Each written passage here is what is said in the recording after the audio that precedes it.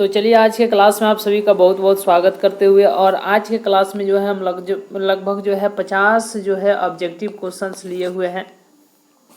और जैसे कि आप लोग यहाँ पर देख पा रहे हैं, तो चलिए एक बार जो है धुआंधार तरीके से जो है आज के क्लास में हम लोग सभी लोग यानी 50 क्वेश्चंस को देखेंगे। और यह जो है 10th क्लास हिस्ट्री चैप्टर की बात करें तो चैप्टर नंबर 3 है, जिसका नाम है हिंद चीन में राष्ट्रवादी आंदोलन। तो बहुत ही कम समय में जो है लगभग 50 क्वेश्चंस को हम लोग देखने वाले हैं।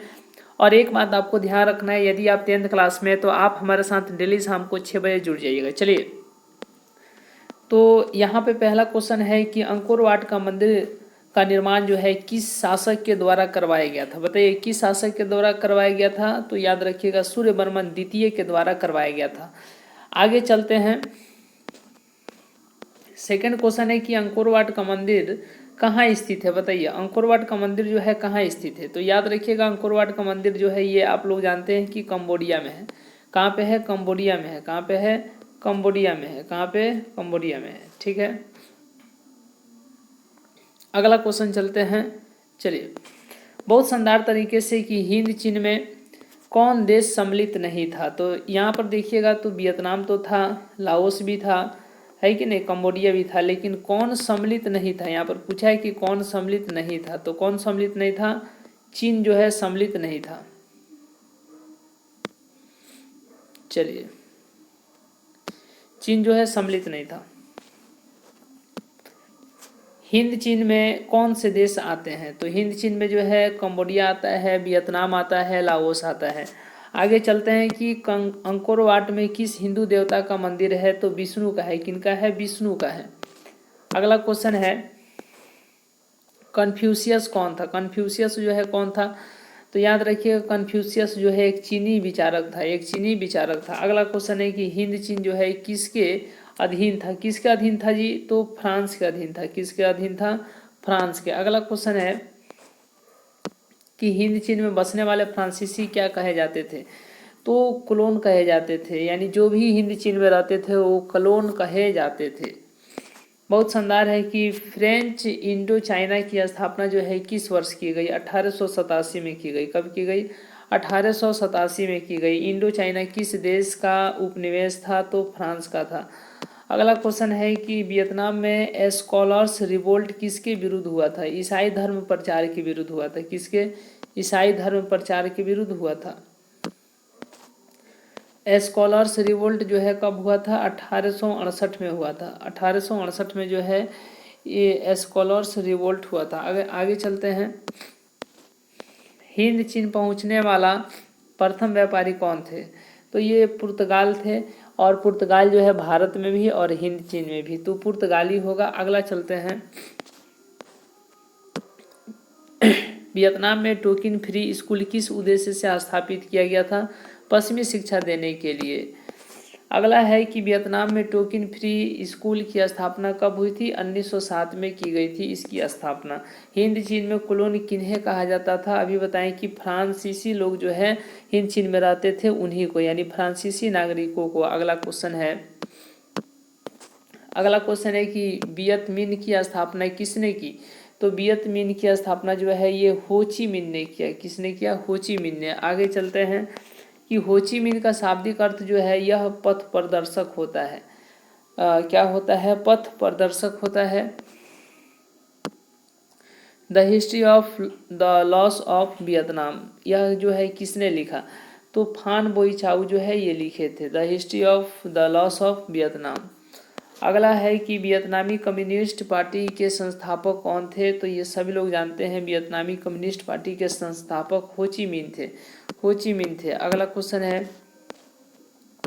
कि वियतनाम की जनता का सबसे महान नेता कौन था। वियतनाम की जनता का सबसे महान नेता यही हो ची मिन थे। कौन थे? हो ची मिन थे। अगला है कि वियत मिन या वियतनामी स्वतंत्रता लीग की स्थापना किसने किया। तो ये भी जो है हो ची मिन ने ही किया। अगला है प्रश्न की लियांग किचाऊ कौन था। लियांग किचान जो है चीनी सुधारक था। क्या था? चीनी सुधारक था। क्या था? चीनी सुधारक। अनामी दल की स्थापना किसने की थी। तो ये जो है ओन गुएन आई ने। असे अनामी, असे ओन गुएन आई ने, यानी ओन गुएन आई जो है अनामी दल की स्थापना की थी। अगला है हो ची मिन का जो है दूसरा नाम था वह क्या था? तो न्यूमैन आई कोवो जो है हो ची मिन का जो है दूसरा नाम था। आगे क्वेश्चन चलते हैं। चूंकि ये बहुत ही कम समय में इसको इतना क्वेश्चन को हम लोग को देखना है, इसलिए छोटा सा वीडियो है, आप इसको देख लीजिएगा तो बहुत ही कम समय में आप तैयारी कर सकते हैं। वियतनाम लोकतांत्रिक गणराज्य की स्थापना 1945 में की गई थी। अगला है किसकी अध्यक्षता में वियतनाम में लोकतांत्रिक गणराज्य की स्थापना की गई? तो ये सभी लोग जानते हैं। किनके अध्यक्षता में? हो ची मिन की अध्यक्षता में। हो ची मिन की अध्यक्षता में। किनकी अध्यक्षता में? हो ची मिन की अध्यक्षता में। आगे चलते हैं।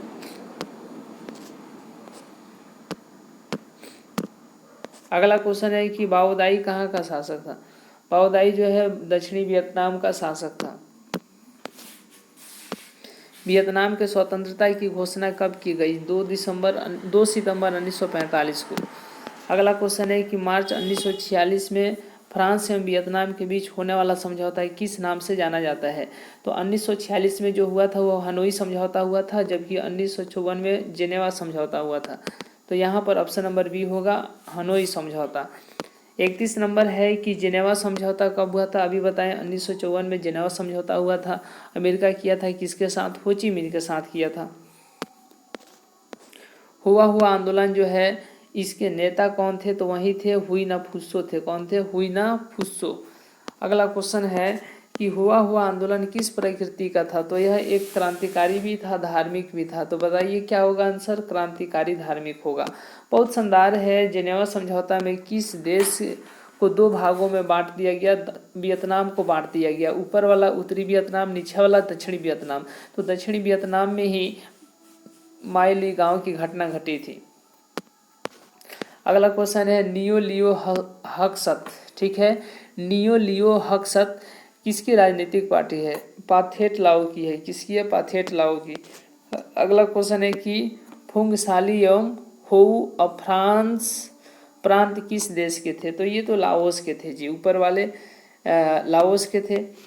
तो 25 दिसंबर, अगला क्वेश्चन है 25 दिसंबर 1955 ईस्वी को लाओस में चुनाव के बाद किसके नेतृत्व में राष्ट्रीय सरकार का गठन किया गया?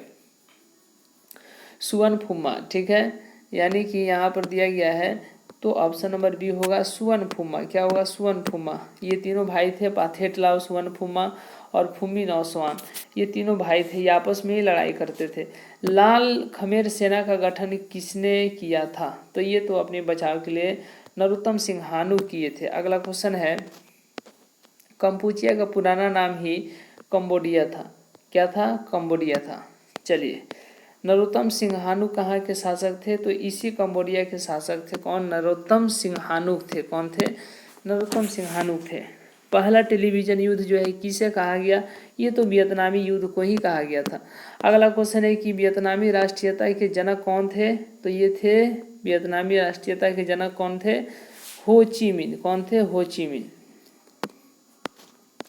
किस प्रसिद्ध दार्शनिक ने एक अदालत लगाकर अमेरिका को वियतनाम युद्ध के लिए दोषी करार दिया? तो रसेल साहब जो हैं, ये ऑप्शन नंबर ए होगा, रसेल। आगे चलते हैं। हो ची मिन मार्ग किस देश से होकर गुजरती है? लाओस से भी गुजरती है, कंबोडिया से भी, वियतनाम से भी। तो इसीलिए इस क्वेश्चन का आंसर होगा उपयुक्त में तीनों से। किसके साथ? तीनों देशों के साथ। अगला क्वेश्चन है कि वियतनाम युद्ध की समाप्ति किस अमेरिकी राष्ट्रपति के समय में हुई थी? तो उस समय जो है निक्सन साहब जो हैं ये अमेरिका के राष्ट्रपति थे। इन्होंने ही 5 सूत्री का मांग किया था और उसी में बोला था कि जल्दी से जल्दी जो है युद्ध को बंद किया जाए, वियतनाम युद्ध को बंद किया जाए। माई ली गांव की घटना जो है कहाँ हुई थी? तो यही हुई थी, दक्षिणी वियतनाम में हुई थी। कहाँ हुई थी?